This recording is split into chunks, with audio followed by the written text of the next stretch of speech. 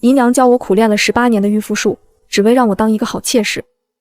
结果被八抬大轿抬进侯府，我才知道我竟然是正妻。大婚夜，我露出里面薄如蝉翼的水红色舞裙，眼波流转。侯爷，您看妾室腰软不软？石燕青却像看傻子一样看着我。于锦瑟，你是不是脑子有点不正常？我愣住了，这走向不对啊！姨娘教我的。男人在洞房花烛夜看到这身打扮，连骨头都该酥了。侯爷不喜欢这身。我委屈的撇撇嘴，身子像水蛇一样往他那边靠。这可是妾身特意为您准备的。石燕青的眉头拧成了一个死结，用喜秤抵住我的肩膀，不让我靠近。你是皇上亲封的超品诰命，我八抬大轿明媒正娶的夫人，你在这儿跟我一口一个妾身，什么玩意儿？我是正妻。我瞪大眼睛看着他。我爹不是说把我送进侯府伺候您吗？你爹原话是将长女许配于我，结两性之好。你是不是对自己的身份有什么误解？我彻底傻眼了。那我姨娘教我的那些狐媚手段，那些争风吃醋的套路，我用给谁看？我一个正室夫人，天天在后院里扭腰抛媚眼。就在我怀疑人生的时候，门外突然传来一个清脆的女声：侯爷，边关急报！石燕青语气不悦：林霜，今晚是我洞房花烛夜。哎呀，我们当兵的不拘小节。侯爷，军情紧急，嫂嫂不会怪我扰了你们的好事吧？他嘴上叫着嫂嫂，眼神却丝毫不见半分友善，尤其是在看到我那件若隐若现的舞裙时，他眼里有着毫不掩饰的鄙夷。嫂嫂这身打扮，倒像是秦淮的做派。侯爷可是盖世英雄，嫂嫂还是穿得庄重些好，免得丢了侯府的脸。我挑了挑眉，哟，来活了，正愁一身武艺没处施展呢。姨娘教我苦练了18年的御夫术，只为让我当一个好妾室。结果被八抬大轿抬进侯府，我才知道我竟然是正妻。大婚夜，我露出里面薄如蝉翼的水红色舞裙，眼波流转。侯爷，您看妾室腰软不软？石燕青却像看傻子一样看着我。于锦瑟，你是不是脑子有点不正常？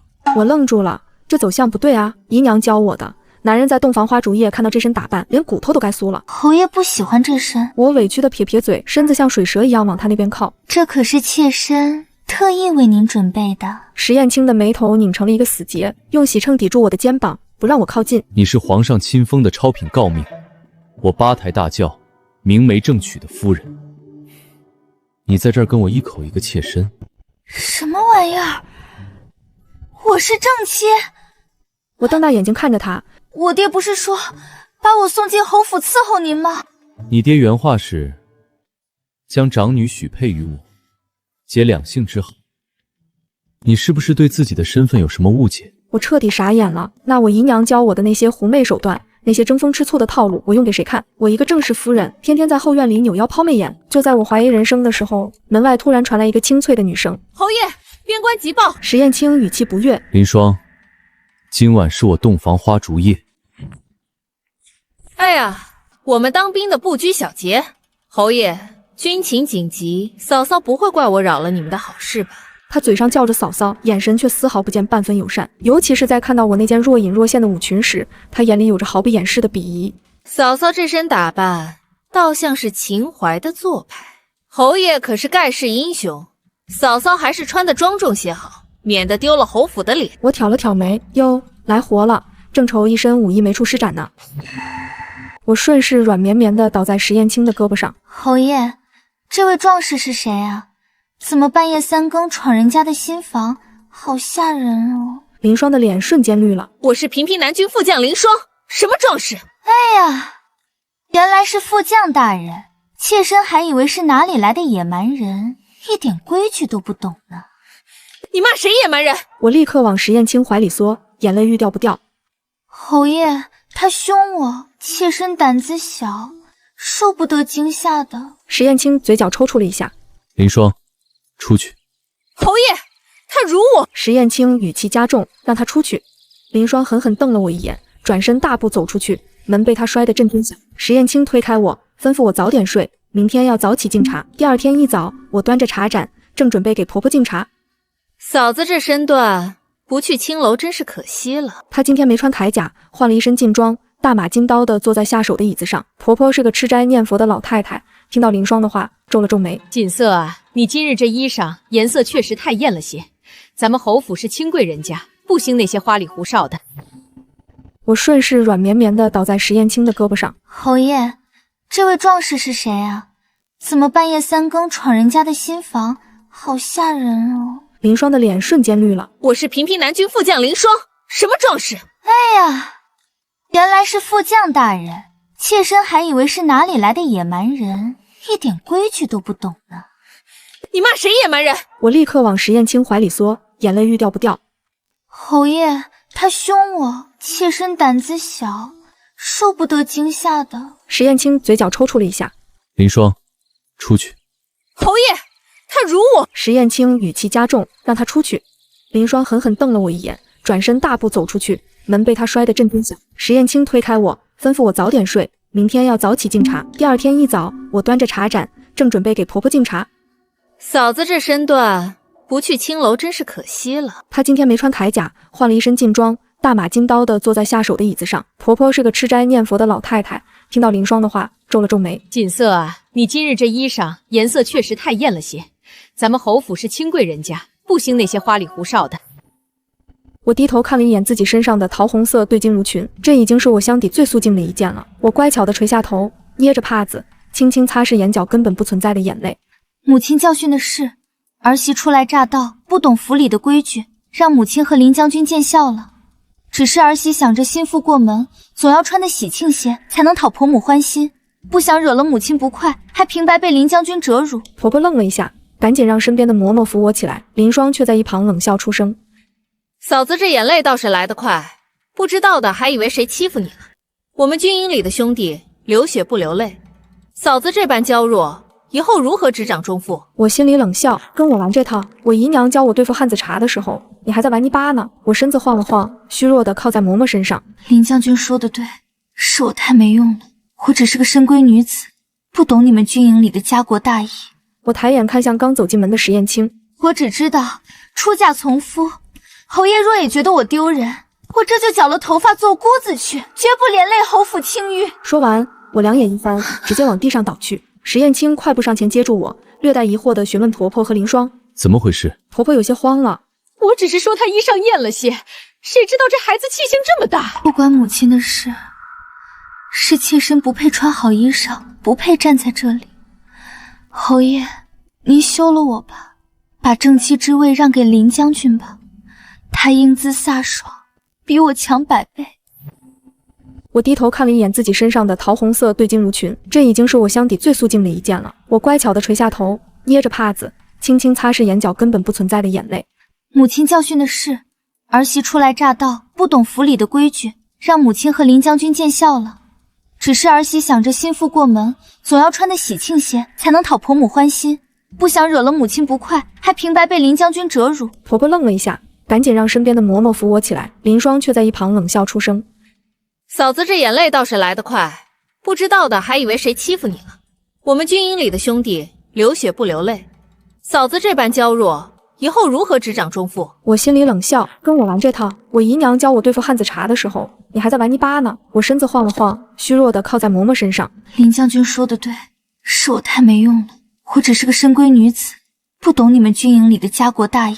我抬眼看向刚走进门的石燕青，我只知道出嫁从夫，侯爷若也觉得我丢人，我这就绞了头发做姑子去，绝不连累侯府清誉。说完，我两眼一翻，直接往地上倒去。石燕青快步上前接住我，略带疑惑地询问婆婆和林霜怎么回事。婆婆有些慌了。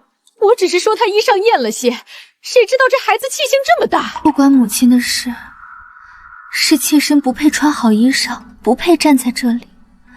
侯爷，您休了我吧，把正妻之位让给林将军吧，他英姿飒爽，比我强100倍。林霜的脸瞬间涨得通红。于锦瑟，你胡说八道什么？我对侯爷只有兄弟之情。兄弟之情？哪家兄弟会大清早在敬茶的时候指着嫂子骂他该去青楼？石燕青的眼神瞬间冷了下来。林霜，你逾矩了，去军营领20军棍。林霜不可置信地看向石燕青。侯爷，你为了这个女人罚我？石燕青冷冷道50军棍。林双不敢再废话，狠狠剜了我一眼，转身跑了出去。我靠在石燕青怀里，心里乐开了花。小样，跟我斗！石燕青低头无奈地看着我，戏演够了吗？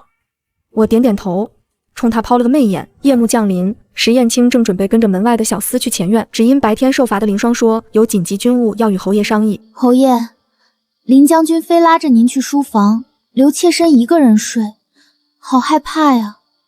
军务再急，也不差这一晚吧？侯爷昨晚就没陪人家，今晚若是再走，人家就不依了。在侯爷心里，林将军的正事比妾身还重要吗？姨娘说的对，男人得到了就不珍惜。昨夜还叫人家小甜甜，今夜就要走。林双的脸瞬间涨得通红。于锦瑟，你胡说八道什么？我对侯爷只有兄弟之情。兄弟之情？哪家兄弟会大清早在敬茶的时候指着嫂子骂他该去青楼？石燕青的眼神瞬间冷了下来。林双，你逾矩了，去军营领20军棍。林双不可置信地看向石燕青。侯爷，你为了这个女人罚我？石燕青冷冷道。50军棍。林双不敢再废话，狠狠剜了我一眼，转身跑了出去。我靠在石燕青怀里，心里乐开了花。小样，跟我斗！石燕青低头无奈地看着我，戏演够了吗？我点点头，冲他抛了个媚眼。夜幕降临，石燕青正准备跟着门外的小厮去前院，只因白天受罚的林双说有紧急军务要与侯爷商议。侯爷，林将军非拉着您去书房，留妾身一个人睡，好害怕呀。军务再急，也不差这一晚吧？侯爷昨晚就没陪人家，今晚若是再走，人家就不依了。在侯爷心里，林将军的正事比妾身还重要吗？姨娘说的对，男人得到了就不珍惜。昨夜还叫人家小甜甜，今夜就要走。我什么时候叫你小甜甜了？这不是重点，重点是你今晚要是跨出这个门，你就怎样？我就去告诉婆婆，林双半夜勾引有妇之夫。石燕青叹了口气，吩咐旁边的小丫鬟拿件披风，然后转头看我。你跟我一起去书房。这怎么跟剧本不一样？正常情况他不是应该留下来陪我，或者决绝的走掉吗？怎么不敢去？我赌气说去就去，雄赳赳气昂昂的跟在他身后。到了书房，林双看到我跟进来，不满的抗议道：侯爷，书房军机重地，怎么能带女眷进来？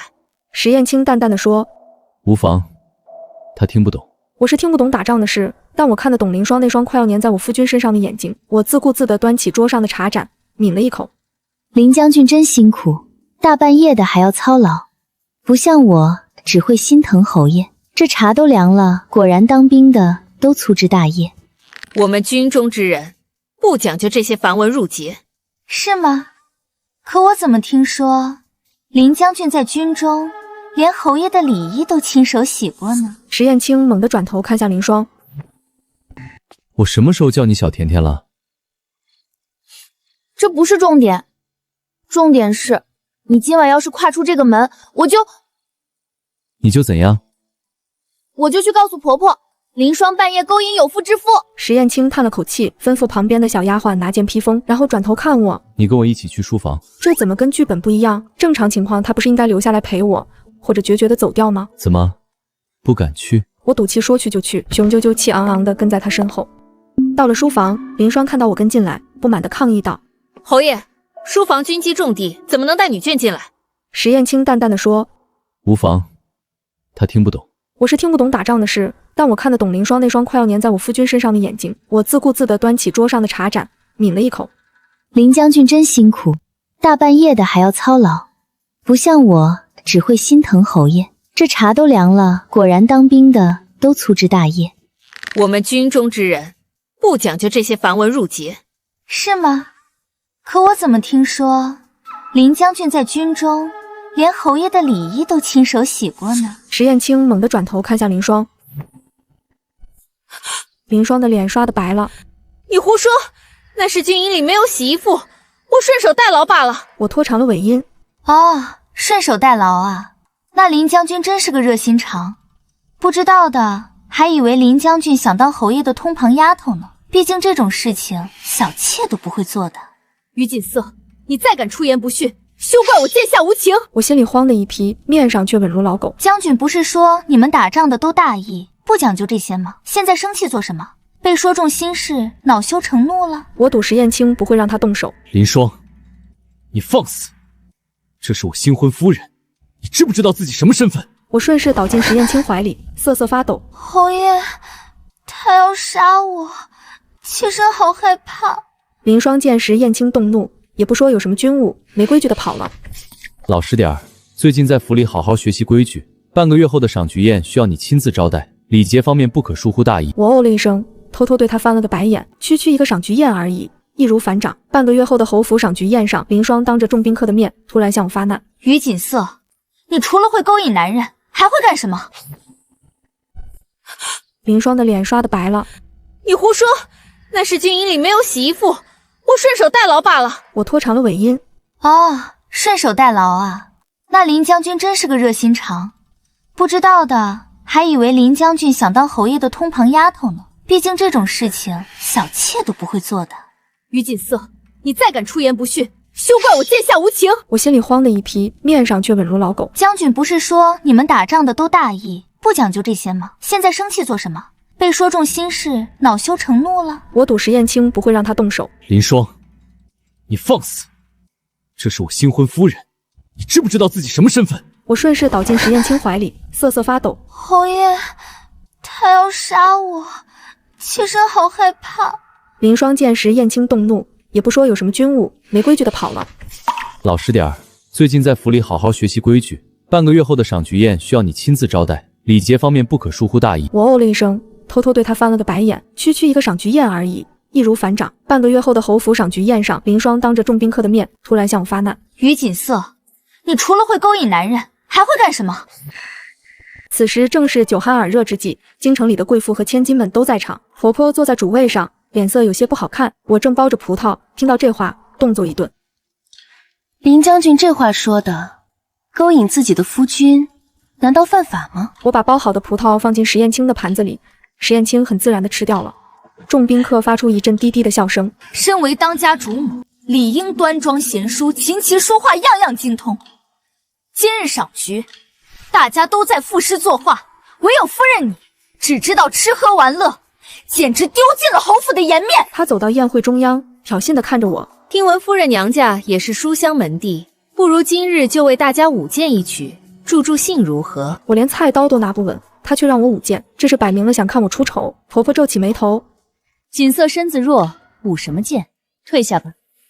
老夫人，我这是在给夫人表现的机会。若是夫人什么都不会，以后这侯府的钟会怕是难以服众。石燕青放下酒杯，正要开口，我对他娇媚一笑，手指点在他嘴上，示意他不必开口。既然林将军这么想看我表现，那我就献丑了。不过我不懂舞剑，我只会跳舞。我姨娘教了我10年的舞，今天终于能派上用场了。来人，奏折腰。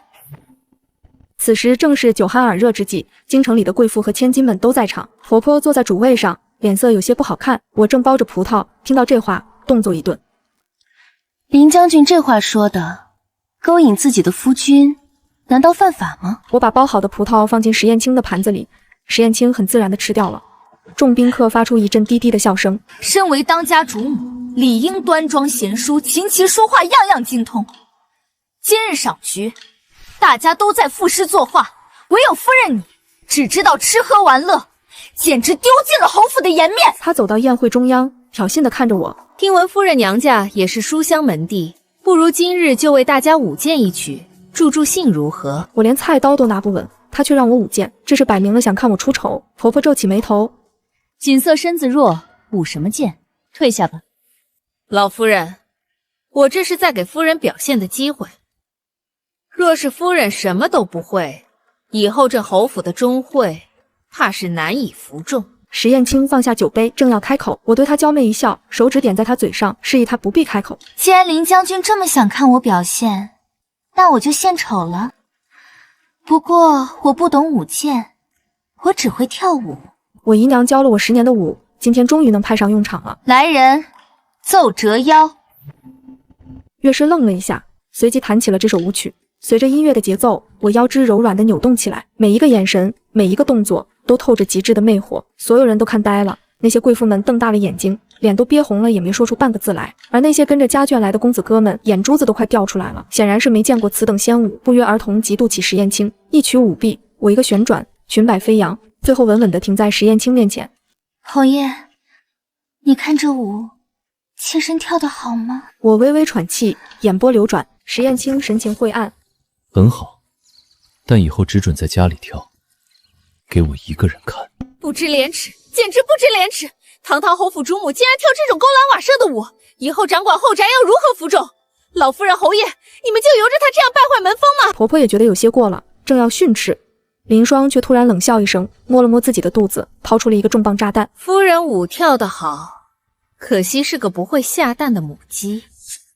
侯爷，我本不想说，但我肚子里已经有了您的骨肉。乐师愣了一下，随即弹起了这首舞曲。随着音乐的节奏，我腰肢柔软地扭动起来，每一个眼神，每一个动作都透着极致的魅惑，所有人都看呆了。那些贵妇们瞪大了眼睛，脸都憋红了，也没说出半个字来。而那些跟着家眷来的公子哥们，眼珠子都快掉出来了，显然是没见过此等仙舞，不约而同嫉妒起石燕青。一曲舞毕，我一个旋转，裙摆飞扬，最后稳稳地停在石燕青面前。侯爷，你看这舞，妾身跳得好吗？我微微喘气，眼波流转，石燕青神情晦暗。很好，但以后只准在家里跳，给我一个人看。不知廉耻，简直不知廉耻！堂堂侯府主母竟然跳这种勾栏瓦舍的舞，以后掌管后宅要如何服众？老夫人侯爷，你们就由着他这样败坏门风吗？婆婆也觉得有些过了，正要训斥，林霜却突然冷笑一声，摸了摸自己的肚子，掏出了一个重磅炸弹。夫人舞跳得好，可惜是个不会下蛋的母鸡。侯爷，我本不想说，但我肚子里已经有了您的骨肉。都想看我笑话，我又岂会给他这个机会？我裹着石燕青的外袍，不慌不忙地从他怀里站直身子。嘿呦，林将军这肚子是怀了哪吒还是怀了枕头啊？大厅里的气氛已经凝固到了极点，婆婆手里的佛珠都掉在了地上，林霜跪在地上，捂着脸哭泣。老夫人，我没胡说，2个月前侯爷喝醉了酒，我们就在一起了。我知道我出身微贱，配不上正妻之问，但为了侯爷的骨肉，我不得不说出来。众宾客窃窃私语，看向我的眼神充满了同情和嘲讽。石燕青坐在那里，面无表情，甚至连眼皮都没抬一下。我围着林霜转了一圈，疑惑地问道：2个月前，按理说2个月的身孕应该还看不出来什么。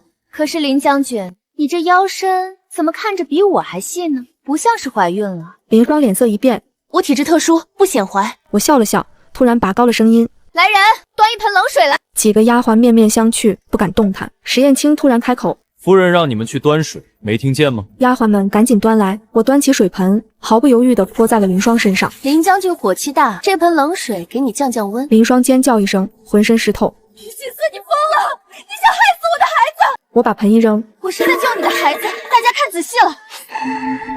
都想看我笑话，我又岂会给他这个机会？我裹着石燕青的外袍，不慌不忙地从他怀里站直身子。嘿呦，林将军这肚子是怀了哪吒还是怀了枕头啊？大厅里的气氛已经凝固到了极点，婆婆手里的佛珠都掉在了地上。林霜跪在地上，捂着脸哭泣：老夫人，我没胡说，2个月前侯爷喝醉了酒，我们就在一起了。我知道我出身微贱，配不上正妻之问，但为了侯爷的骨肉，我不得不说出来。众宾客窃窃私语，看向我的眼神充满了同情和嘲讽。石燕青坐在那里，面无表情，甚至连眼皮都没抬一下。我围着林霜转了一圈，疑惑地问道：2个月前，按理说2个月的身孕应该还看不出来什么。可是林将军，你这腰身怎么看着比我还细呢？不像是怀孕了。林霜脸色一变：我体质特殊，不显怀。我笑了笑，突然拔高了声音：来人，端一盆冷水来。几个丫鬟面面相觑，不敢动弹。石燕青突然开口：夫人让你们去端水，没听见吗？丫鬟们赶紧端来，我端起水盆，毫不犹豫地泼在了林霜身上。林将军火气大，这盆冷水给你降降温。林霜尖叫一声，浑身湿透。你心思，你疯了！你想害死我的孩子！我把盆一扔，我是在救你的孩子，大家看仔细了。我指着林霜湿透的衣服，那原本平坦的小腹处竟然渗出了一丝丝红色的水迹，那是劣质染料遇水褪色的痕迹。我故作惊讶地捂住嘴：林将军，你这孩子怎么还掉色啊？林霜低头一看，脸色瞬间惨白，刚想为自己辩解，我却不给他说话的机会。我冷笑一声，这是你为了装怀孕，特意在衣服里垫的红布包吧？我姨娘说过，后宅女人为了争宠，假孕这招早就用烂了。要想装得像，不仅要垫肚子，还要装见红。她这手法太拙劣了。林霜还在狡辩，你胡说，我真的怀孕了。石燕青走到林霜面前，眼神冰冷，够了。2个月前，我在边关大营，你在京城押运粮草，你是怎么隔着千里之遥怀上我的骨肉的？全场死寂，林霜瘫坐在地上，彻底绝望。石燕青挥了挥手，来人，把林霜拖下去，关进柴房，明日送交大理寺，以欺瞒主上，扰乱军心之罪论处。侍卫立刻上前，将林霜拖了下去。一场闹剧就此收场，宾客们尴尬地散去。我看着石燕青，侯爷早就知道她假孕，他看着我，眼底闪过一丝笑意。我只是想看看你会怎么处理。夫人这招泼冷水倒是简单粗暴，我翻了个白眼。对付这种低级段位，不需要用高级手段。林霜被关进柴房的第3天，侯府又迎来了一位不速之客。我指着林霜湿透的衣服，那原本平坦的小腹处竟然渗出了一丝丝红色的水迹，那是劣质染料遇水褪色的痕迹。我故作惊讶地捂住嘴，林将军，你这孩子怎么还掉色啊？林霜低头一看，脸色瞬间惨白，刚想为自己辩解，我却不给他说话的机会。我冷笑一声，这是你为了装怀孕，特意在衣服里垫的红布包吧？我姨娘说过，后宅女人为了争宠，假孕这招早就用烂了。要想装得像，不仅要垫肚子，还要装见红。她这手法太拙劣了。林霜还在狡辩，你胡说，我真的怀孕了。石燕青走到林霜面前，眼神冰冷，够了。2个月前，我在边关大营，你在京城押运粮草，你是怎么隔着千里之遥怀上我的骨肉的？全场死寂，林霜瘫坐在地上，彻底绝望。石燕青挥了挥手，来人，把林霜拖下去，关进柴房，明日送交大理寺，以欺瞒主上，扰乱军心之罪论处。侍卫立刻上前，将林霜拖了下去。一场闹剧就此收场，宾客们尴尬地散去。我看着石燕青，侯爷早就知道她假孕，他看着我，眼底闪过一丝笑意。我只是想看看你会怎么处理。夫人这招泼冷水倒是简单粗暴，我翻了个白眼。对付这种低级段位，不需要用高级手段。林霜被关进柴房的第3天，侯府又迎来了一位不速之客。一个穿着素白纱裙，头上插着一根白玉簪的女子，弱柳扶风地走了过来。表哥，婉儿来迟了，这位就是嫂嫂。她身后跟着几个大包小包的丫鬟。石燕青今天休沐，正陪我在旁边看书，听到声音，她抬起头，婉儿，你怎么来了？苏婉，石燕青远房姑母的女儿，据说是个才女，清高孤傲。姑母前些日子染了风寒，我特意来侍疾。苏婉柔柔弱弱地行了个礼，目光落在我身上，带着毫不掩饰的审视和轻蔑。嫂嫂好。她敷衍地喊了一声，听说嫂嫂娘家只是个七品小官，难怪这吃食的姿势如此随性。我把瓜子壳吐在盘子里，拍了拍手上的灰，笑眯眯地看着她。七品小官怎么了？表妹这身打扮，不知道的还以为家里办丧事呢。苏婉脸色一僵，嫂嫂真会开玩笑，我这申诉稿是为了给姑母祈福。她转头看向石燕青，眼底满是委屈。表哥，嫂嫂是不是不喜欢我？这熟悉的绿茶味简直冲鼻子。一个穿着素白纱裙，头上插着一根白玉簪的女子，弱柳扶风地走了过来。表哥，婉儿来迟了，这位就是嫂嫂。她身后跟着几个大包小包的丫鬟。石燕青今天休沐，正陪我在旁边看书，听到声音，她抬起头，婉儿，你怎么来了？苏婉，石燕青远房姑母的女儿，据说是个才女，清高孤傲。姑母前些日子染了风寒，我特意来侍疾。苏婉柔柔弱弱地行了个礼，目光落在我身上，带着毫不掩饰的审视和轻蔑。嫂嫂好。她敷衍地喊了一声，听说嫂嫂娘家只是个七品小官，难怪这吃食的姿势如此随性。我把瓜子壳吐在盘子里，拍了拍手上的灰，笑眯眯地看着她。七品小官怎么了？表妹这身打扮，不知道的还以为家里办丧事呢。苏婉脸色一僵，嫂嫂真会开玩笑，我这申诉稿是为了给姑母祈福。她转头看向石燕青，眼底满是委屈。表哥，嫂嫂是不是不喜欢我？这熟悉的绿茶味简直冲鼻子。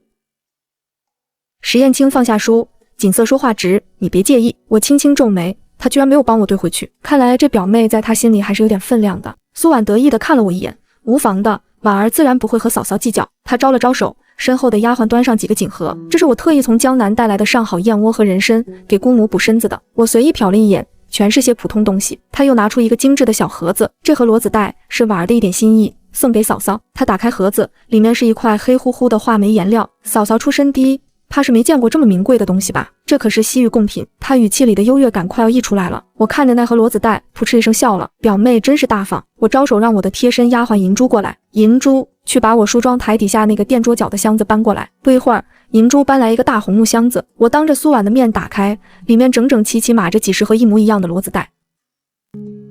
石燕青放下书，锦瑟说话直，你别介意。我轻轻皱眉，他居然没有帮我兑回去，看来这表妹在他心里还是有点分量的。苏婉得意地看了我一眼，无妨的，婉儿自然不会和嫂嫂计较。她招了招手，身后的丫鬟端上几个锦盒，这是我特意从江南带来的上好燕窝和人参，给姑母补身子的。我随意瞟了一眼，全是些普通东西。他又拿出一个精致的小盒子，这盒骡子带是婉儿的一点心意，送给嫂嫂。他打开盒子，里面是一块黑乎乎的画眉颜料。嫂嫂出身低，怕是没见过这么名贵的东西吧？这可是西域贡品。他语气里的优越感快要溢出来了。我看着那盒骡子带，扑哧一声笑了。表妹真是大方。我招手让我的贴身丫鬟银珠过来，银珠去把我梳妆台底下那个垫桌角的箱子搬过来。不一会儿，银珠搬来一个大红木箱子，我当着苏婉的面打开，里面整整齐齐码着几十盒一模一样的骡子带。苏婉抱着那一堆骡子带，脸都绿了。我笑得一脸纯真。哎呀，这东西我姨娘嫌颜色太死板，都不爱用，全给我拿来垫桌角了。既然表妹这么稀罕，这些都送你吧。别客气，我姨娘说了，女人不能亏待自己这张脸。我凑近她，故作担心的压低声音，表妹，你这黑眼圈都快掉到下巴了，还是多用点吧。苏婉气得浑身发抖。表哥，你看他。石燕青咳嗽了一声，掩饰住嘴角的笑意。锦瑟不得无礼。他语气轻飘飘的，一点威慑力都没有。表妹要是没别的事，就去给母亲侍疾吧，我们还要继续看书呢。我端起茶杯，送客的意思很明显。苏婉咬着牙，狠狠瞪了我一眼，转身走了。石燕青看着他的背影，轻笑一声，你这嘴倒是半点不饶人。我斜了他一眼，怎么心疼了？他凑过来，在我耳边低语，夫人威武。让我没想到的是，第二天下午，苏婉端着一碗热气腾腾的燕窝走进我的院子。苏婉抱着那一堆骡子带，脸都绿了。我笑得一脸纯真。哎呀，这东西我姨娘嫌颜色太死板，都不爱用，全给我拿来垫桌角了。既然表妹这么稀罕，这些都送你吧。别客气，我姨娘说了，女人不能亏待自己这张脸。我凑近她，故作担心的压低声音，表妹，你这黑眼圈都快掉到下巴了，还是多用点吧。苏婉气得浑身发抖。表哥，你看他。石燕青咳嗽了一声，掩饰住嘴角的笑意。锦瑟不得无礼。他语气轻飘飘的，一点威慑力都没有。表妹要是没别的事，就去给母亲侍疾吧，我们还要继续看书呢。我端起茶杯，送客的意思很明显。苏婉咬着牙，狠狠瞪了我一眼，转身走了。石燕青看着他的背影，轻笑一声，你这嘴倒是半点不饶人。我斜了他一眼，怎么心疼了？他凑过来，在我耳边低语，夫人威武。让我没想到的是，第二天下午，苏婉端着一碗热气腾腾的燕窝走进我的院子。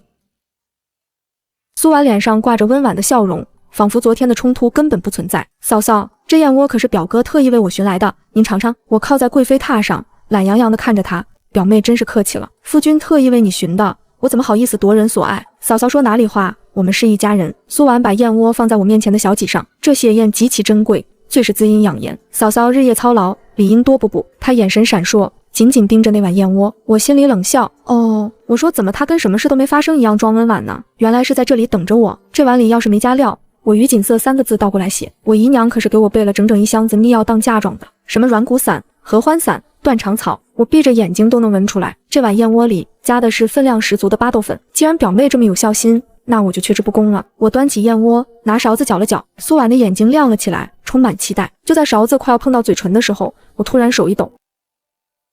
苏婉脸上挂着温婉的笑容，仿佛昨天的冲突根本不存在。嫂嫂，这燕窝可是表哥特意为我寻来的，您尝尝。我靠在贵妃榻上，懒洋洋地看着她，表妹真是客气了，夫君特意为你寻的，我怎么好意思夺人所爱？嫂嫂说哪里话，我们是一家人。苏婉把燕窝放在我面前的小几上，这血燕极其珍贵，最是滋阴养颜，嫂嫂日夜操劳，理应多补补。她眼神闪烁，紧紧盯着那碗燕窝。我心里冷笑，我说怎么她跟什么事都没发生一样装温婉呢？原来是在这里等着我。这碗里要是没加料，我于锦瑟3个字倒过来写。我姨娘可是给我备了整整一箱子秘药当嫁妆的，什么软骨散、合欢散、断肠草，我闭着眼睛都能闻出来。这碗燕窝里加的是分量十足的巴豆粉。既然表妹这么有孝心，那我就却之不恭了。我端起燕窝，拿勺子搅了搅。苏婉的眼睛亮了起来，充满期待。就在勺子快要碰到嘴唇的时候，我突然手一抖，我惊呼一声，勺子掉在地上，摔成了2半。瞧我这笨手笨脚的！我满脸歉意地看着苏婉。银珠，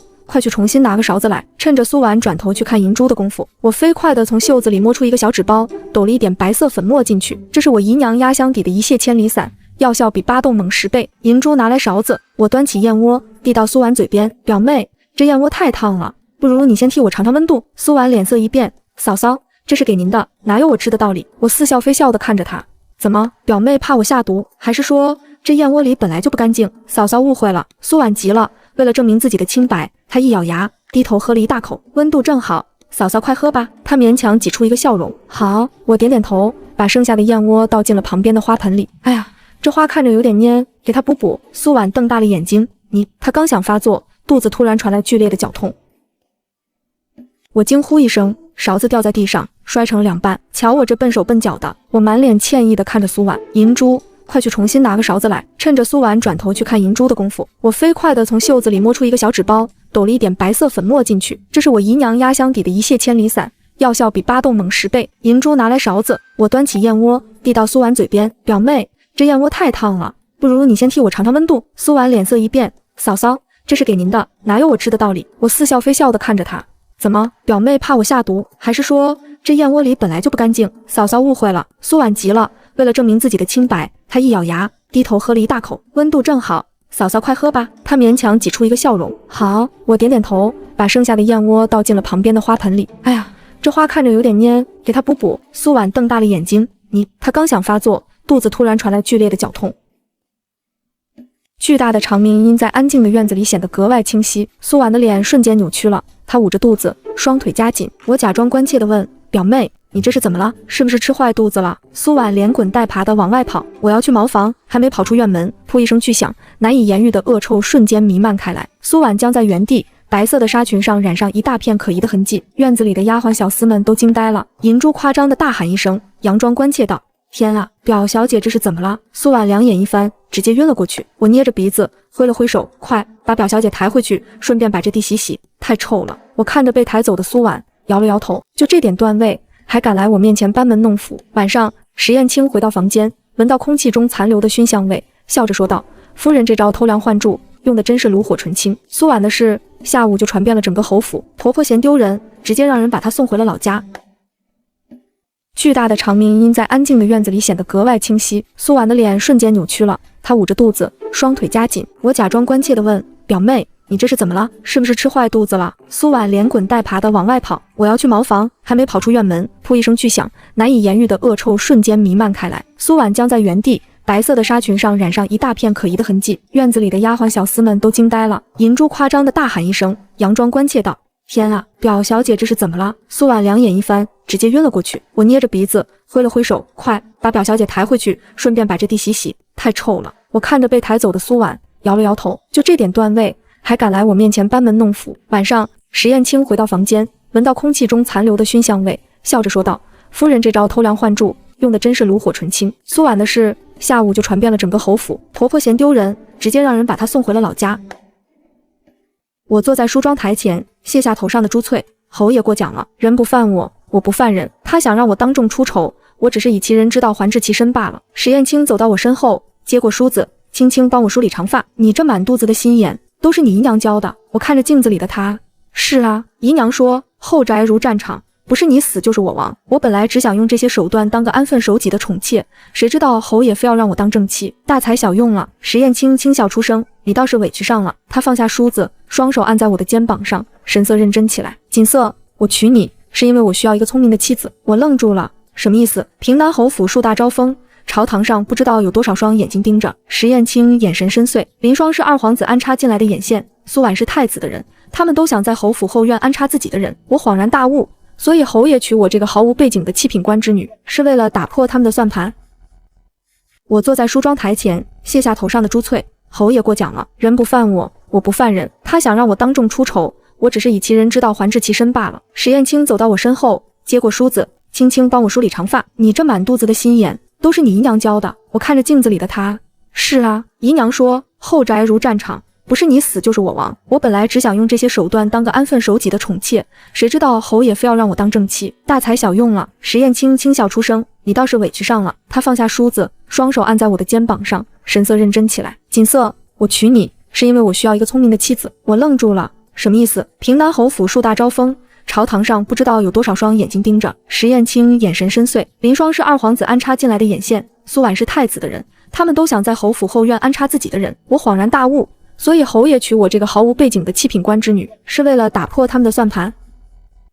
石燕青摸了摸我的脸颊，不仅如此，我看中了你扮猪吃老虎的本事，只有你能把这后院搅得天翻地覆，让他们摸不清我的底牌。好家伙，我以为我在玩宅斗，结果人家在玩权谋，我成功巨人了。我翻了个白眼，伸手要钱。那侯爷打算付我多少工钱？我这可是卖命的活儿。石燕青被我气笑了，整个侯府都是你的，还不够？我撇撇嘴，那可说不准，万一哪天侯爷看上了别的女人，把我扫地出门呢？他突然弯下腰，凑到我耳边，锦瑟，我石燕青此生只要你一个。他的声音低沉沙哑，带着一丝蛊惑，我的心跳漏了半拍。这男人太犯规了。我推开他，掩饰自己的慌乱，少来这套，男人的嘴，骗人的鬼。就在这时，银珠神色慌张地跑了进来。夫人，不好了！柴房那边的守卫说林将军逃跑了。石燕青脸色一变，什么时候的事？就刚才。我猛地站起来，林霜被逼到绝路，肯定是要狗急跳墙了。明日就是老太君的七十大寿，他想干什么？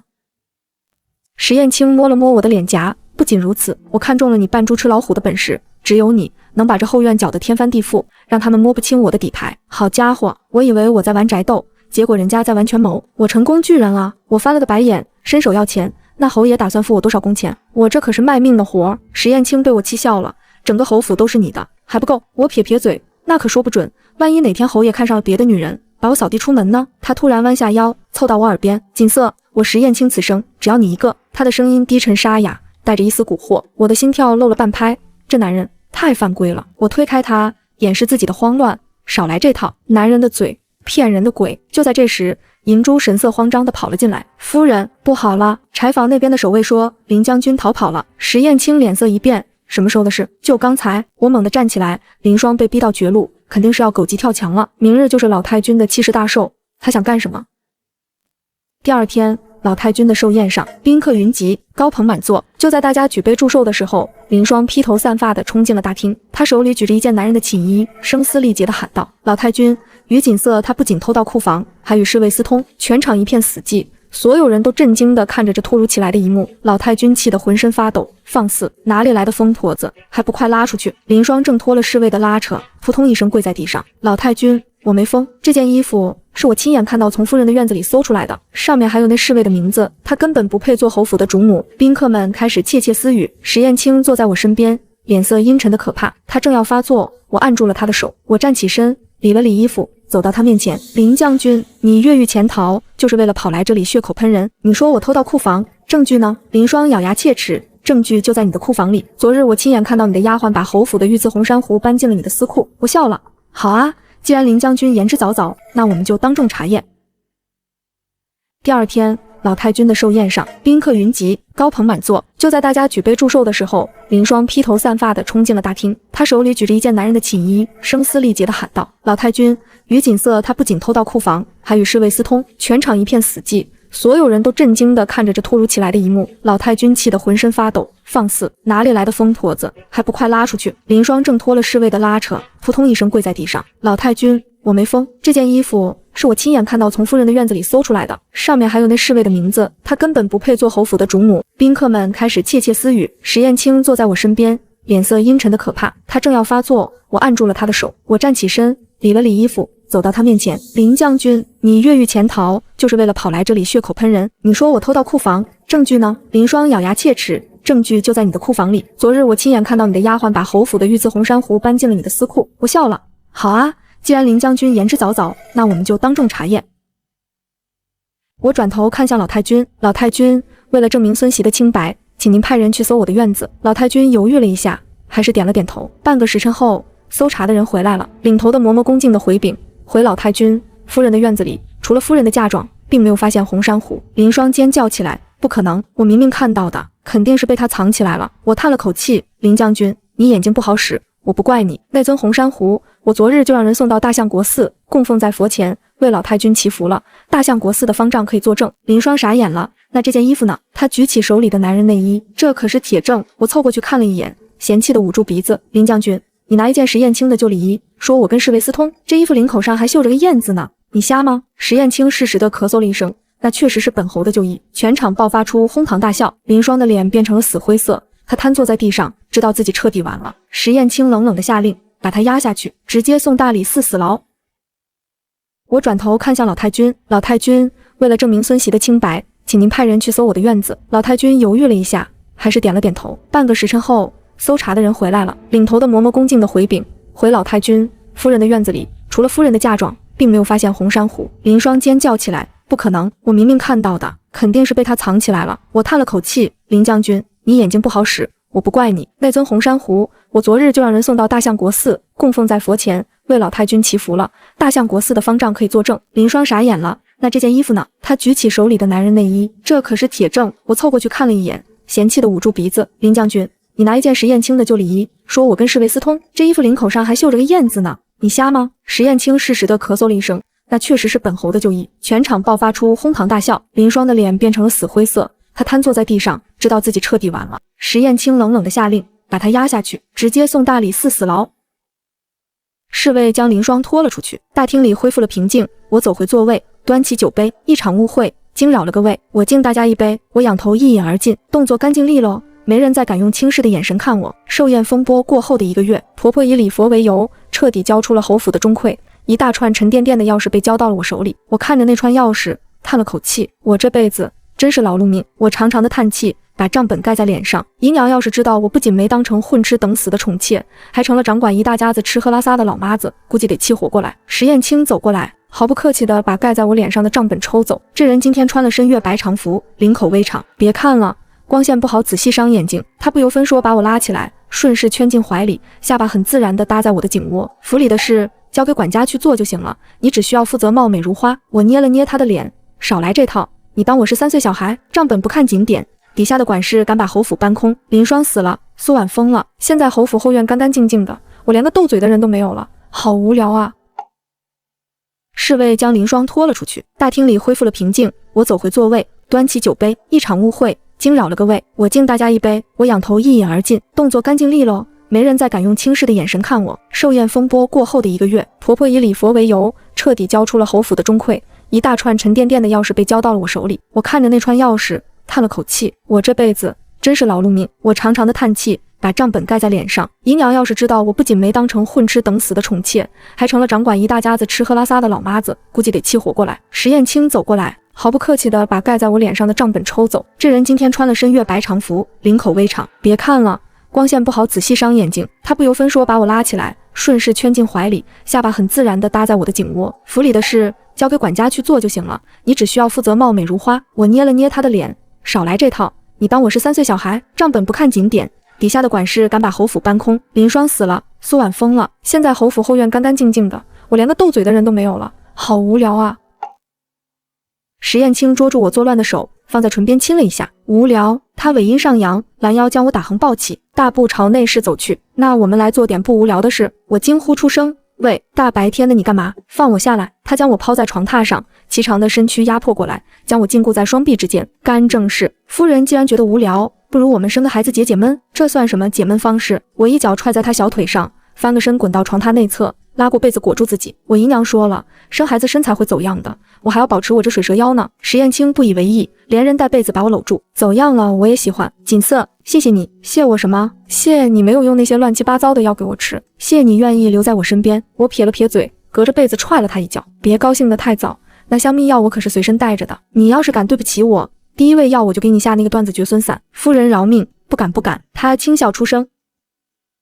石燕青捉住我作乱的手，放在唇边亲了一下。无聊。他尾音上扬，拦腰将我打横抱起，大步朝内室走去。那我们来做点不无聊的事。我惊呼出声，喂，大白天的你干嘛？放我下来！他将我抛在床榻上，颀长的身躯压迫过来，将我禁锢在双臂之间。干正事，夫人既然觉得无聊，不如我们生个孩子解解闷。这算什么解闷方式？我一脚踹在他小腿上，翻个身滚到床榻内侧，拉过被子裹住自己。我姨娘说了，生孩子身材会走样的，我还要保持我这水蛇腰呢。石燕青不以为意，连人带被子把我搂住。走样了我也喜欢。锦瑟，谢谢你。谢我什么？谢你没有用那些乱七八糟的药给我吃，谢你愿意留在我身边。我撇了撇嘴，隔着被子踹了他一脚。别高兴得太早，那香蜜药我可是随身带着的，你要是敢对不起我，第一味药我就给你下那个断子绝孙散。夫人饶命，不敢不敢。他轻笑出声。林霜被押走之后，侯府消停了整整半个月。这半个月里，我过得简直不要太舒坦，每天睡到日上三竿，起来吃一碗银耳莲子羹，然后歪在贵妃榻上看画本子。石燕青去上朝的时候，我就把脚翘在他的书案上，一边嗑瓜子一边指挥管家干活。小厮来报，老太君那边说想请我过去说话，我这才磨磨蹭蹭的从榻上爬起来，换了身素净的衣裳，往老太君的院子走去。婆婆自从林霜闹事之后，她就把钟馗大权彻底交给了我。老太君也关起门来念经，轻易不见人。今天突然叫我过去，我心里直打鼓，该不会是后悔了，想把权收回去吧？到了院子门口，我整了整衣裳，摆出一副贤良淑德的模样，轻手轻脚地走进去。老太君，孙媳来给您请安了。老太君正坐在佛堂里捻佛珠，听到我的声音，眼皮都没抬。进来吧。我走进去，乖乖地站在她面前，大气都不敢出。这位老太太虽然平时不管事，但她可是石燕青的亲祖母，得罪不起。老太君捻了一会儿佛珠，终于抬起头看我，我叫你来，是有件事想跟你说。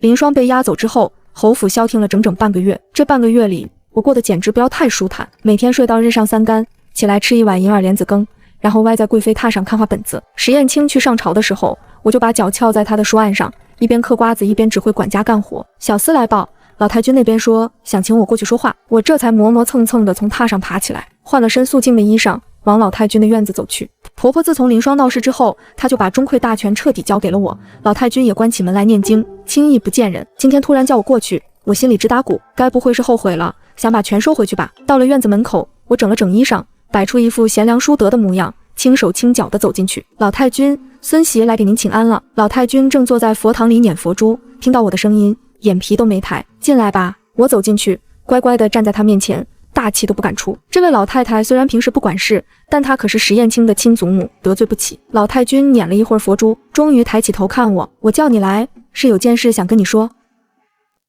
我心里一紧，老太君捻着佛珠的手一顿，林霜的身份你也知道了，她是二皇子的人，潜伏在侯府好几年，就是为了盯着燕青。这次她狗急跳墙，差点坏了侯府的名声。我虽然不管事，但也不是瞎子，你处理得很好。我松了一口气，原来是要夸我。老太君话锋一转，我的心又提了起来。不过侯府后院虽然清静了，但外面的人可不会这么容易放过我们。他从袖子里掏出一张帖子递给我，我接过来一看，是礼部尚书家的帖子，邀请侯府女眷3日后去参加他们家的赏花宴。老太君慢悠悠地说，礼部尚书夫人孙氏是二皇子的亲姨母，她办这个赏花宴，名义上是赏花，实际上她是冲着你来的。我愣了一下，冲着我一个7品官的女儿有什么好冲的？老太君看着我，眼神意味深长，正因为你是7品官的女儿，才更好对付。你想想，侯府正妻的位置，多少人家盯着。林霜倒了，苏婉走了，那些想把女儿塞进侯府的人，能不眼红吗？我恍然大悟。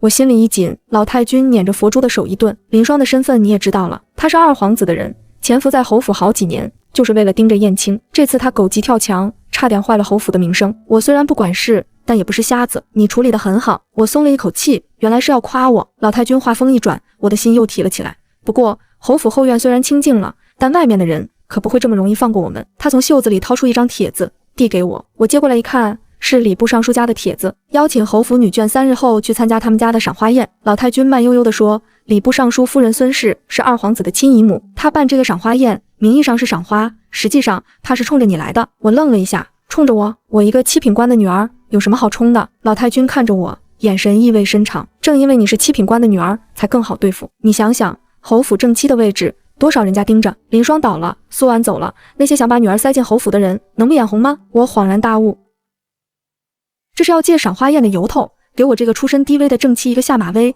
顺便再塞几个女人进来啊！祖母放心，孙媳知道该怎么做了。我把帖子收好，冲老太君笑了笑。老太君点点头，重新拿起佛珠，去吧，别给侯府丢人。我退出佛堂，走到院子里，长长的呼了一口气。赏花宴，下马威，我姨娘教我的那些东西，终于要大派用场了。3日后，我穿上侯府最好的行头，坐上了马车。出门前，石燕青在门口拦住了我，往我手里塞了一样东西。我低头一看，是一块令牌，上面刻着一个侯字。他看着我，难得严肃，这是侯府的府兵令，可以调动府里30名暗卫。今天这场宴，你自己小心，如果有人欺负你，别忍着。我把令牌收好，冲他眨眨眼。侯爷放心，我姨娘说过，能当场打回去的，绝不留到第2天。他嘴角抽了抽，还是没忍住笑了。去吧。马车一路晃晃悠悠，到了礼部尚书府。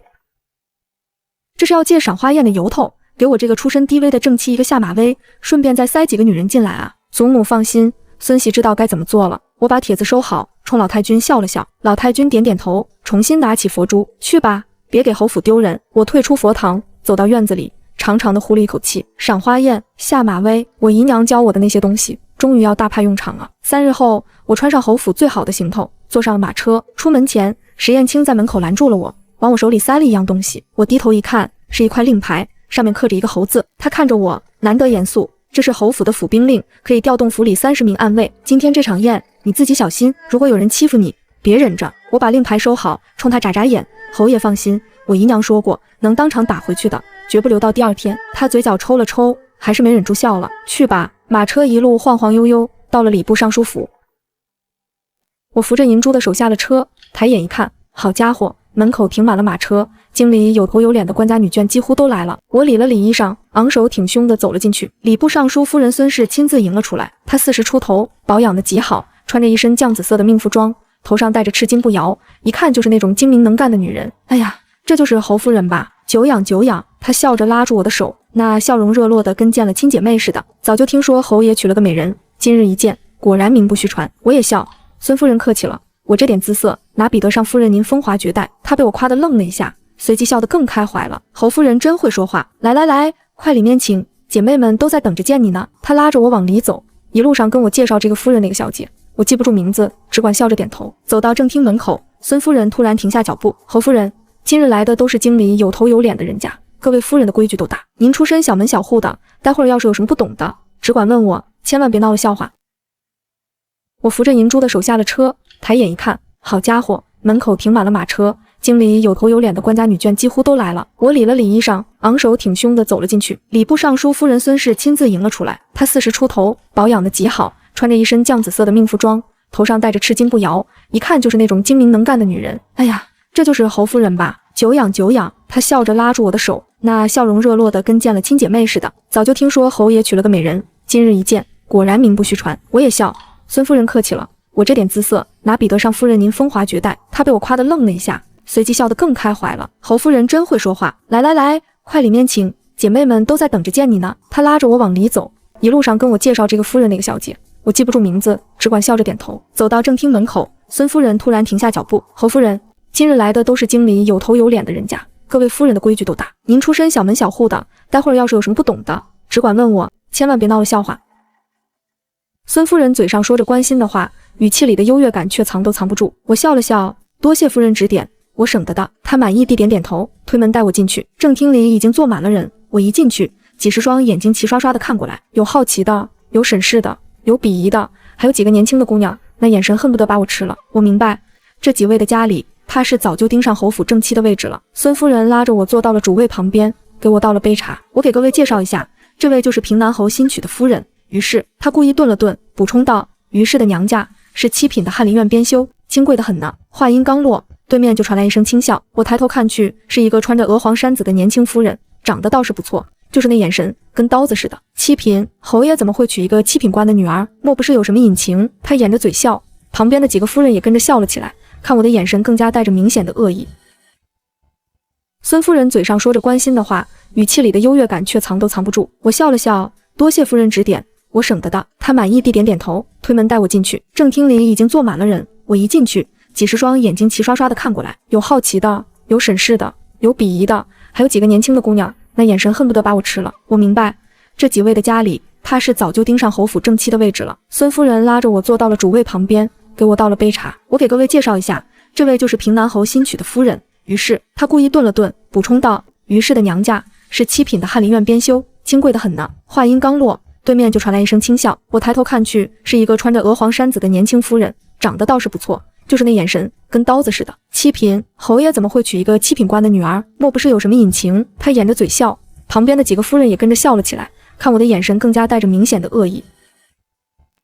孙夫人假装生气地瞪了他一眼，赵夫人说什么呢？侯爷娶妻，自然是看中了侯夫人的人品。赵夫人不依不饶，人品？侯夫人刚进府就闹出那么大的动静，先是把侯爷的副将送进了大牢，又把侯爷的表妹赶回了老家，这人品确实不一般。其他夫人窃窃私语，看我的眼神更加古怪了。孙夫人脸上挂着笑，却不阻拦，摆明了是想看我出丑。我放下茶杯，不急不慢地开口，赵夫人说的对，我确实把凌霜送进了大牢。全场安静了一瞬，赵夫人没想到我直接承认了，愣了一下，随即笑得更欢了，估摸着是觉得我心思单纯好拿捏。侯夫人倒是坦诚，不过侯爷的副将那也是朝廷命官，您说送就送，是不是有点过分？她故意不说明白，说得不清不楚，让人去猜。我笑了笑，赵夫人有所不知，凌霜犯了欺瞒主上、扰乱军心的大罪，证据确凿，侯爷亲自下令送交大理寺的。您要是不信，可以去大理寺问问。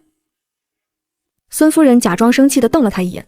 赵夫人说什么呢？侯爷娶妻，自然是看中了侯夫人的人品。赵夫人不依不饶，人品？侯夫人刚进府就闹出那么大的动静，先是把侯爷的副将送进了大牢，又把侯爷的表妹赶回了老家，这人品确实不一般。其他夫人窃窃私语，看我的眼神更加古怪了。孙夫人脸上挂着笑，却不阻拦，摆明了是想看我出丑。我放下茶杯，不急不慢地开口：赵夫人说的对，我确实把凌霜送进了大牢。全场安静了一瞬，赵夫人没想到我直接承认了，愣了一下，随即笑得更欢了，估摸着是觉得我心思单纯好拿捏。侯夫人倒是坦诚，不过侯爷的副将那也是朝廷命官，您说送就送，是不是有点过分？他故意不说明白，说得不清不楚，让人去猜。我笑了笑，赵夫人有所不知，凌霜犯了欺瞒主上、扰乱军心的大罪，证据确凿，侯爷亲自下令送交大理寺的。您要是不信，可以去大理寺问问。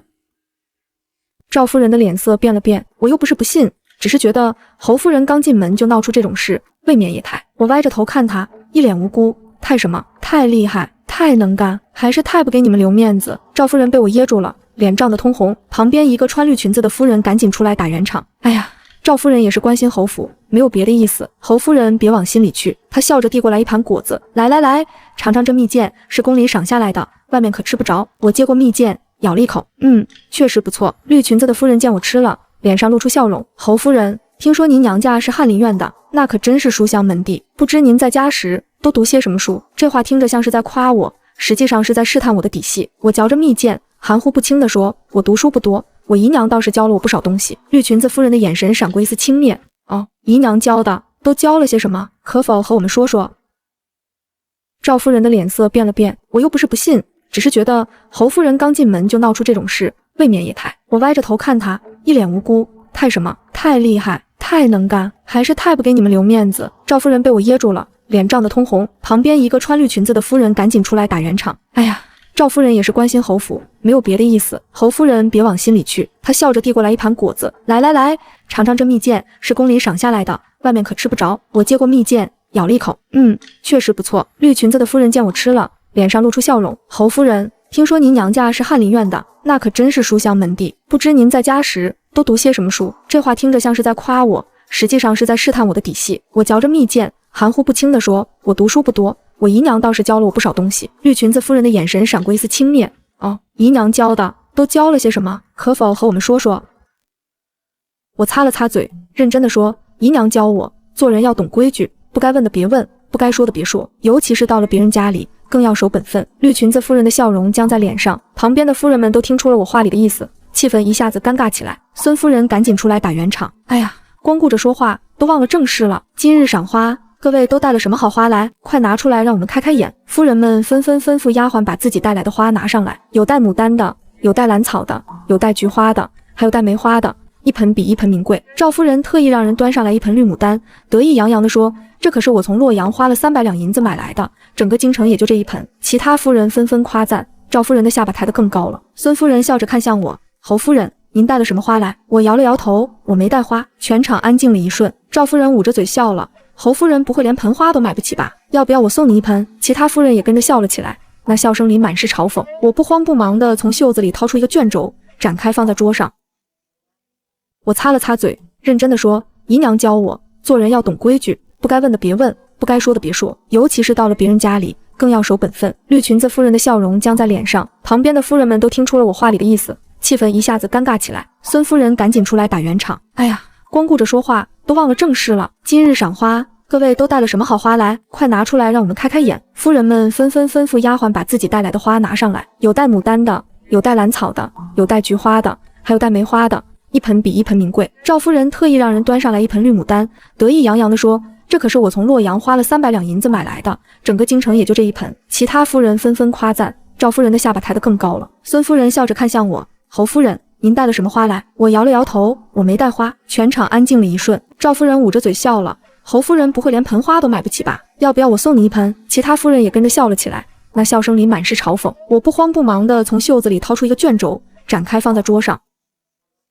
那是一幅画，画的是牡丹，但不是普通的牡丹，而是一幅泼墨大写意的牡丹图，笔墨酣畅淋漓，浓淡相宜，气韵生动。最妙的是，那花瓣上的露珠晶莹剔透，仿佛下一秒就要滚落下来。全场鸦雀无声。那些夫人们虽然不懂画，但画的好不好，他们还是看得出来的。孙夫人凑近看了一眼，脸色变了。这是顾大仙人的真迹。我笑着点点头。夫人好眼力，正是顾大仙人的《附神图》中的牡丹片段。当年我姨娘花了8000两银子从江南一个藏家手里买的，给我当了嫁妆。赵夫人的脸绿了，她花300两买盆花就觉得自己了不起了。我随手拿出一幅画就是8000两，这脸打的啪啪响。我收起画，笑眯眯地看着赵夫人。赵夫人要是喜欢，我改天让人给您送一幅拓本过去。正品吗？我得留着压箱底，毕竟我出身小门小户，没见过世面，就指着这点东西充门面呢。赵夫人的脸涨成了猪肝色，旁边的夫人们想笑又不敢笑。那是一幅画，画的是牡丹，但不是普通的牡丹，而是一幅泼墨大写意的牡丹图，笔墨酣畅淋漓，浓淡相宜，气韵生动。最妙的是，那花瓣上的露珠晶莹剔透，仿佛下一秒就要滚落下来。全场鸦雀无声。那些夫人们虽然不懂画，但画的好不好，他们还是看得出来的。孙夫人凑近看了一眼，脸色变了。这是顾大仙人的真迹。我笑着点点头。夫人好眼力，正是顾大仙人的《附神图》中的牡丹片段。当年我姨娘花了8000两银子从江南一个藏家手里买的，给我当了嫁妆。赵夫人的脸绿了，她花300两买盆花就觉得自己了不起了。我随手拿出一幅画就是8000两，这脸打的啪啪响。我收起画，笑眯眯地看着赵夫人。赵夫人要是喜欢，我改天让人给您送一幅拓本过去。正品吗？我得留着压箱底，毕竟我出身小门小户，没见过世面，就指着这点东西充门面呢。赵夫人的脸涨成了猪肝色，旁边的夫人们想笑又不敢笑。孙夫人脸色也不好看，但还是强撑着笑脸。侯夫人真是大手笔。我笑了笑，没说话。孙夫人深吸一口气，换了个话题。今日赏花，光是看花多没意思，不如我们玩个游戏，以花为题，作诗一首，如何？她看向我，眼神里带着挑衅。侯夫人出身书香门第，想必诗才也是极好的吧？我心里一沉，作诗，我姨娘教了我怎么跳舞，怎么勾引男人，怎么下药，怎么吵架，唯独没教我怎么作诗啊。赵夫人见我犹豫，立刻来了精神。怎么，侯夫人不会作诗？那也没关系，毕竟您是小门小户出来的，不识字也是正常的嘛。她说完，还故意看了旁边的夫人们一眼，那意思再明显不过了。其他夫人也跟着笑了起来，那笑声里满是幸灾乐祸。我攥紧了袖子里的拳头，这帮人真是欺人太甚。谁说侯夫人不识字？一个清脆的声音突然从门口传来，所有人回头看去，一个穿着湖蓝色衣裙的年轻女子走了进来。孙夫人脸色也不好看，但还是强撑着笑脸。侯夫人真是大手笔。我笑了笑，没说话。孙夫人深吸一口气，换了个话题。今日赏花，光是看花多没意思，不如我们玩个游戏，以花为题，作诗一首，如何？她看向我，眼神里带着挑衅。侯夫人出身书香门第，想必诗才也是极好的吧？我心里一沉，作诗，我姨娘教了我怎么跳舞，怎么勾引男人，怎么下药，怎么吵架，唯独没教我怎么作诗啊。赵夫人见我犹豫，立刻来了精神。怎么，侯夫人不会作诗？那也没关系，毕竟您是小门小户出来的，不识字也是正常的嘛。她说完，还故意看了旁边的夫人们一眼，那意思再明显不过了。其他夫人也跟着笑了起来，那笑声里满是幸灾乐祸。我攥紧了袖子里的拳头，这帮人真是欺人太甚。谁说侯夫人不识字？一个清脆的声音突然从门口传来，所有人回头看去，一个穿着湖蓝色衣裙的年轻女子走了进来。这女子25、26岁，容貌清丽，气质温婉，手里拿着一卷书，一看就是个有学问的。孙夫人看到来人，脸色微微一变。陈夫人，您怎么来了？陈夫人，陈延清，当朝宰相大公子的正房夫人，怪不得孙夫人会那般反应。陈延清微微一笑，朝我走过来，听闻侯夫人来了，特意来见见。怎么，孙夫人不欢迎？孙夫人赶紧陪笑，哪敢哪敢，陈夫人大驾光临，我高兴还来不及呢。陈延清没理他，径直走到我面前，上下打量了我一眼，然后笑了。侯夫人果然名不虚传，她压低声音在我耳边说，别怕，我是来帮你的。我愣了一下，她冲我眨眨眼，然后提高声音，侯夫人，我听闻您善画不善诗，不如这样，今日我来作诗，您来作画，如何？我心里一喜，面上却不动声色。陈夫人客气了，我这点画技哪敢在您面前献丑。陈延清笑了，侯夫人太谦虚了，顾仙人的真迹都能拿来压箱底，您的画技还能差到哪儿去？他说完，转头看向孙夫人，孙夫人，您觉得呢？这女子25、26岁，容貌清丽，气质温婉，手里拿着一卷书，一看就是个有学问的。孙夫人看到来人，脸色微微一变。陈夫人，您怎么来了？陈夫人，陈延清，当朝宰相大公子的正房夫人，怪不得孙夫人会那般反应。陈延清微微一笑，朝我走过来，听闻侯夫人来了，特意来见见。怎么，孙夫人不欢迎？孙夫人赶紧陪笑，哪敢哪敢，陈夫人大驾光临，我高兴还来不及呢。陈延清没理他，径直走到我面前，上下打量了我一眼，然后笑了。侯夫人果然名不虚传，她压低声音在我耳边说，别怕，我是来帮你的。我愣了一下，她冲我眨眨眼，然后提高声音，侯夫人，我听闻您善画不善诗，不如这样，今日我来作诗，您来作画，如何？我心里一喜，面上却不动声色。陈夫人客气了，我这点画技哪敢在您面前献丑？陈延清笑了，侯夫人太谦虚了，顾仙人的真迹都能拿来压箱底，您的画技还能差到哪儿去？他说完，转头看向孙夫人，孙夫人，您觉得呢？孙夫人被架在那里，不上不下的，只能点头。好好好，那就依陈夫人的意思。陈延清让人拿来笔墨纸砚，铺在桌上，提笔就写了一首诗。他写的是国色天香人尽夸，洛阳春色满京华。谁知僻巷蓬门里，亦有幽兰自一家。诗不算顶尖，但胜在应景，而且最后2句分明是在替我说话。那些嘲笑我出身的人脸色都不太好看。陈延清写完，把笔递给我，侯夫人，该您了。我接过笔，深吸一口气。画画这东西，我姨娘还真教过我。她说，女人光会跳舞不行，还得会点风雅的东西，这样才能跟那些有学问的男人聊到一块去。我提起笔，蘸了墨，在纸上挥洒起来。我不会画牡丹，太俗。我画了一丛兰草，清雅脱俗，长在石缝里，倔强的开着花。画完之后，陈延清凑过来看，眼睛亮了。好，这兰草画得真好，风骨凛然，自成一派。其他夫人也凑过来看，虽然看不懂门道，但都觉得好看。赵夫人阴阳怪气地说，画的倒是不错，就是这兰草未免太寒酸了些。堂堂侯夫人，画个牡丹不行吗？孙夫人被架在那里，不上不下的，只能点头。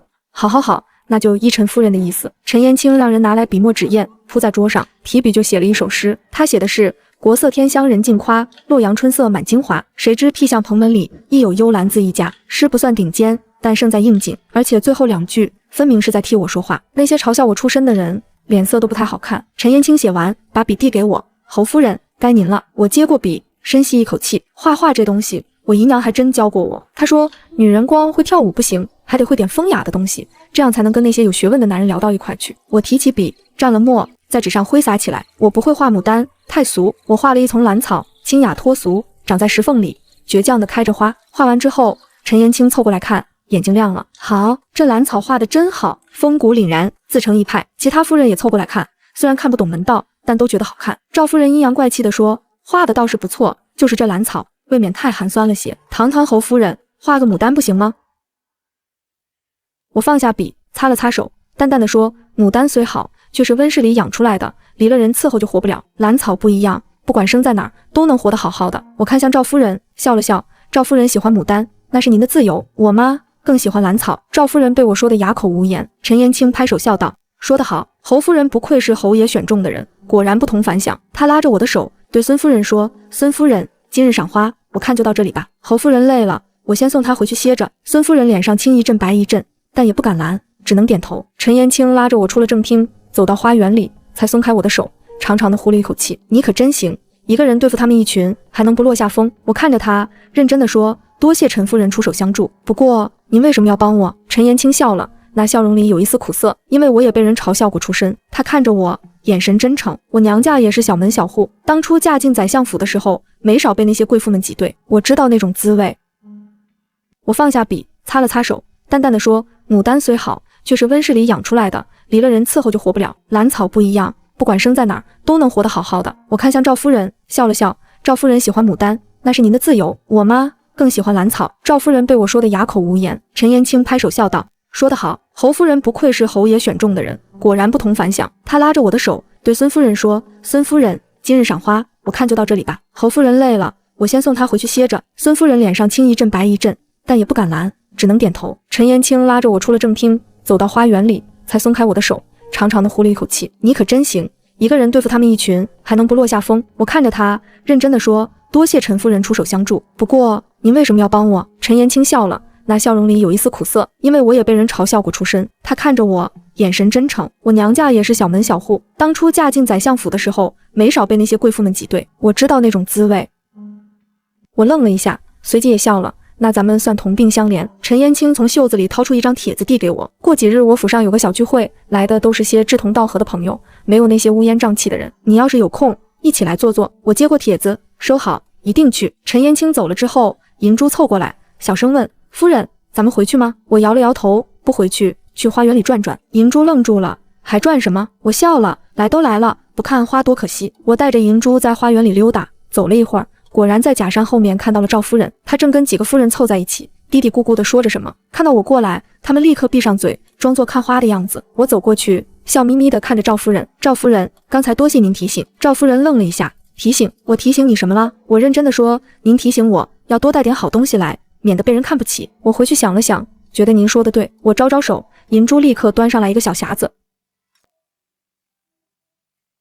我愣了一下，随即也笑了。那咱们算同病相怜。陈延青从袖子里掏出一张帖子递给我。过几日我府上有个小聚会，来的都是些志同道合的朋友，没有那些乌烟瘴气的人。你要是有空，一起来坐坐。我接过帖子，收好，一定去。陈延青走了之后，银珠凑过来，小声问：夫人，咱们回去吗？我摇了摇头，不回去，去花园里转转。银珠愣住了，还转什么？我笑了，来都来了，不看花多可惜。我带着银珠在花园里溜达，走了一会儿，果然在假山后面看到了赵夫人，她正跟几个夫人凑在一起，嘀嘀咕咕地说着什么。看到我过来，他们立刻闭上嘴，装作看花的样子。我走过去，笑眯眯地看着赵夫人。赵夫人，刚才多谢您提醒。赵夫人愣了一下，提醒？我提醒你什么了？我认真地说，您提醒我要多带点好东西来，免得被人看不起。我回去想了想，觉得您说的对。我招招手，银珠立刻端上来一个小匣子。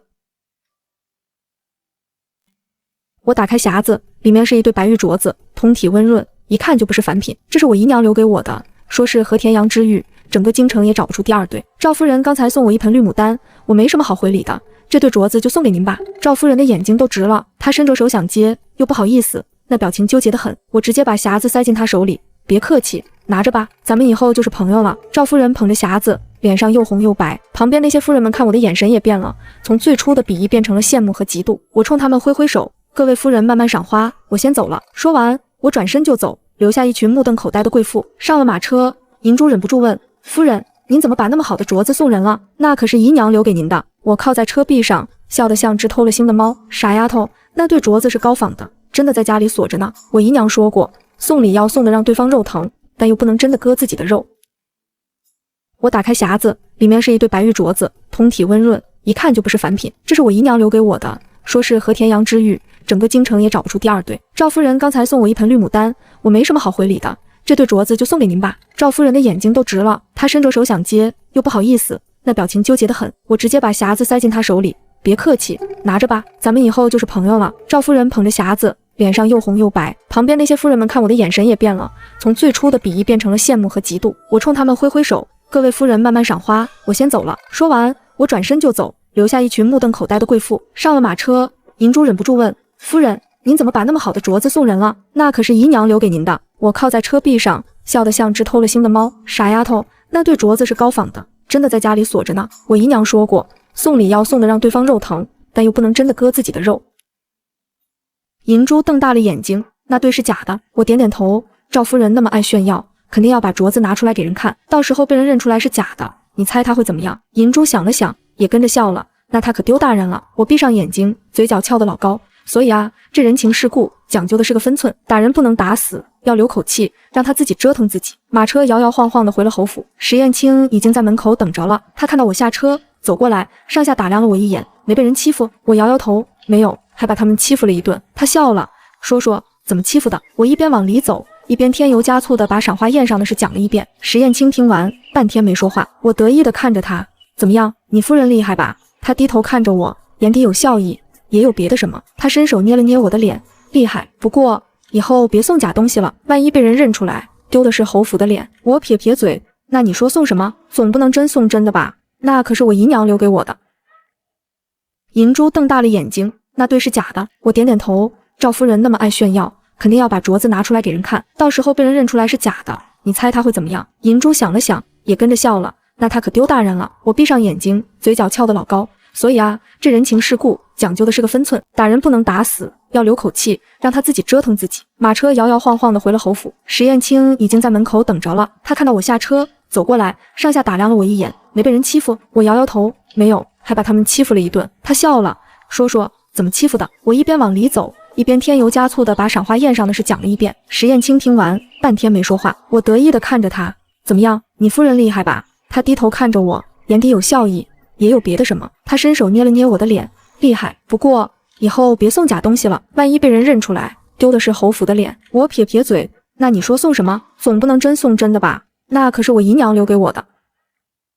石燕青想了想，说库房里还有一对白玉狮子头，是前朝宫里流出来的，值个几千两，明天让人给赵夫人送去。我瞪大眼睛，那不是更亏？他笑了，把我揽进怀里，不亏。赵夫人的丈夫是户部侍郎，管着今年的军饷，我送她一对玉狮子，她丈夫就得乖乖把军饷拨下来，这买卖划算。我恍然大悟，好家伙，我在这玩宅斗，人家在这玩权谋，果然不是一个段位的。我仰头看他，那我呢？我有什么好处？他低头在我额头上亲了一下，好处就是你可以继续当你的混世魔王。我满意地点点头，这还差不多。晚上我躺在榻上翻来覆去睡不着，石燕青在旁边看书，看我折腾，放下书，怎么啦？我坐起来认真地看着他，石燕青，我问你个事，你当初娶我真的是因为看中了我扮猪吃老虎的本事？他愣了一下，然后笑了，不然呢？你以为我真看上你那水蛇腰了？